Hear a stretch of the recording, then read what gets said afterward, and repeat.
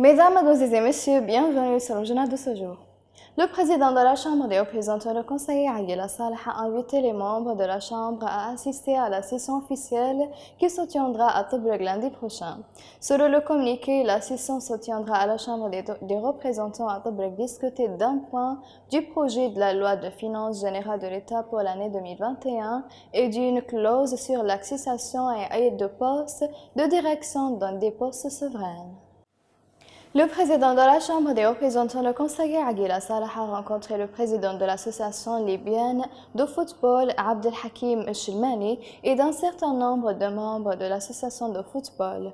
Il a souligné la nécessité d'absorber et d'inclure les jeunes dans les programmes ciblés et efficaces qui leur profitent, expliquant qu'ils constituent un segment important de la société dont ils dépendent pour construire la nation.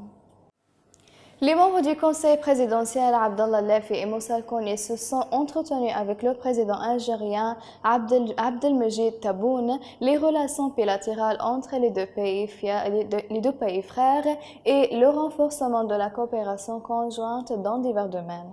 Dans un discours prononcé après sa rencontre avec le président algérien, Lefi a déclaré: « Nous attendons avec impatience le soutien de l'Algérie à la Libye dans la solution politique, la voie de la réconciliation nationale et les voies du dialogue politique à travers sa participation à la conférence de Berlin. » Le Premier ministre Abdelhamid Dbeiba a été informé des besoins des municipalités du bassin de Merzouq lors d'une réunion tenue avec le comité de communication composé des maires et des membres du conseil municipal de Merzouq, Tragan et Sherguia Wadi Atba et des membres du conseil social du bassin de Merzouq. Le comité de communication a appelé le gouvernement à parrainer la réconciliation entre les peuples de la région qui ont été témoins d'un conflit ces dernières années et à contribuer aux répartitions en vue de retour de ces personnes déplacées. Le ministre de l'Intérieur, le brigadier Khaled Mazen, a fait le point avec le chef de la haute commission électorale, Ahmed Saïh, dernière mise à jour sur le préparatif des prochaines élections du 24 décembre.